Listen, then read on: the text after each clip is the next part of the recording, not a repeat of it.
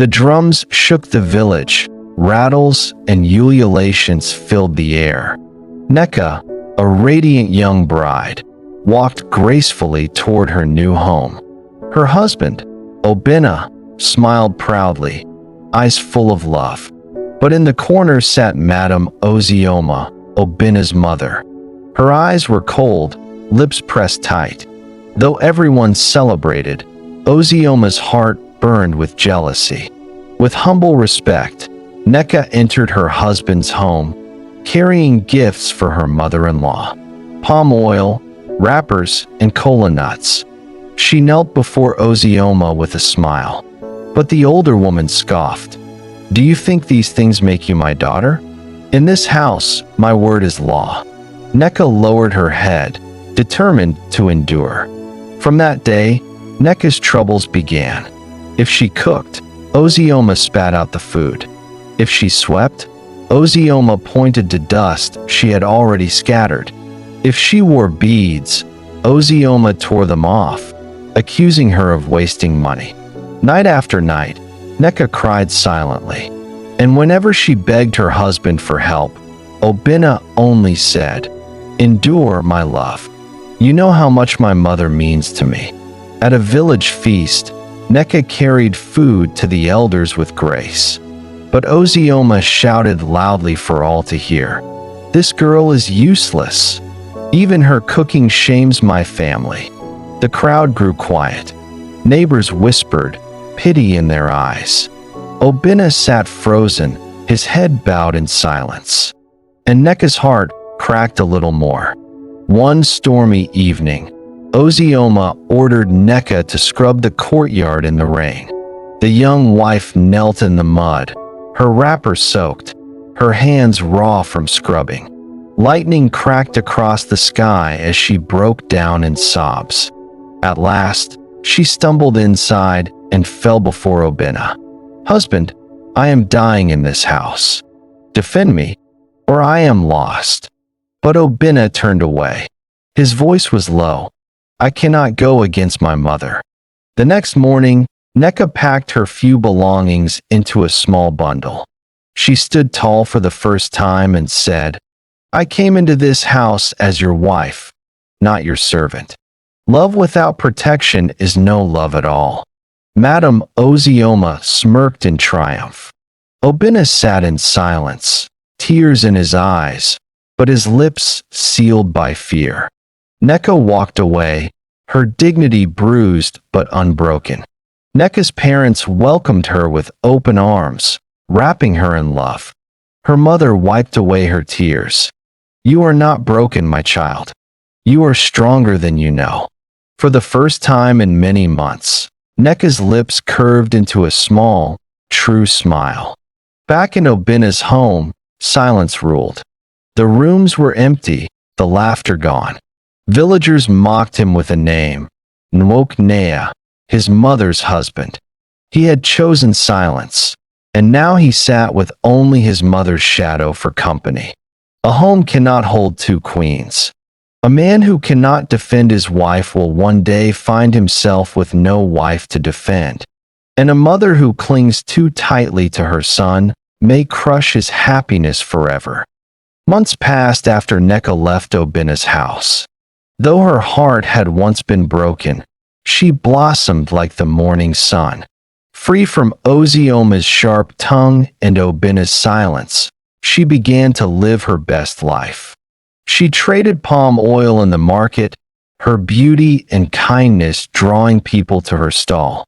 One day, as the market bustled, a tall man with broad shoulders and eyes kind as rain approached. His name was Chike, wealthy, respected, and more handsome than Obinna had ever been. He saw Nneka not as a servant, but as a jewel. "Your smile," Chike said, "is brighter than the market sun. May I walk with you?" From that day, their hearts grew closer.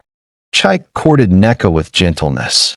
He sent gifts not just to her, but to her parents, baskets of yams, fine cloth, even cows. Unlike Obinna, who hid behind his mother's shadow, Chike stood tall on his own. Soon, The drums sounded again, but this time for a marriage built on love and protection. Nneka's eyes shone with joy as she vowed her heart to Chike. Before long, she bore him 3 beautiful children, 2 boys and a girl. Their laughter filled the compound, and her days overflowed with peace. Back in Obinna's home, the silence weighed heavy. Ozioma, restless and bitter, urged her son, "Obinna, you must marry another wife.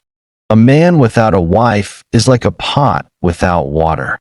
Obinna, still bound to his mother's voice, agreed. Soon, he married a new bride named Amara, younger, spirited, and with eyes sharp like a hawk. Ozioma thought she had won, but destiny had other plans. At first, Ozioma rejoiced at the new wife, but soon, Amara showed her true face. She barked orders at Ozioma, refused to cook, and mocked her in front of neighbors. "Old woman," Amara sneered one evening, "your time is past. In this house, I am the queen." Ozioma's pride crumbled. She who once tormented Nneka now tasted her own medicine. She turned to Obinna for help, but he only repeated the words he once told Nneka, "I cannot go against my wife." While Ozioma's life turned bitter, Nneka's home overflowed with joy. She walked the market proudly, her children holding her hands.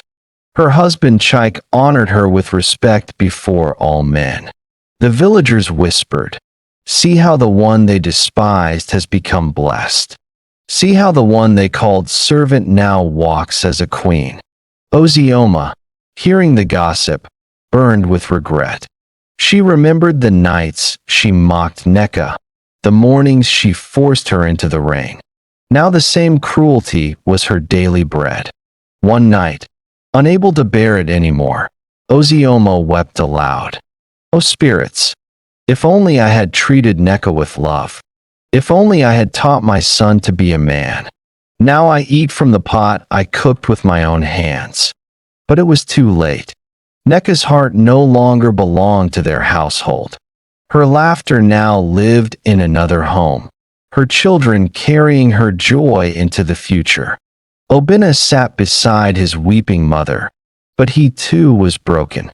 In his silence, he had lost a wife who would have stood by him. And now, he could not even protect his own mother. Years passed. Nneka and Chike's children grew strong and wise, their home filled with blessings.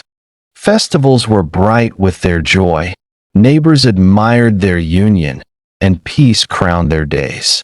Meanwhile, Ozioma grew old and frail under Amara's hand. Obinna's shoulders stooped with shame, the whispers of the villagers following him wherever he went. In the end, the lesson was clear to all. He who refuses to protect love will lose it. She who sows cruelty will reap it. And she who endures with dignity will find joy again.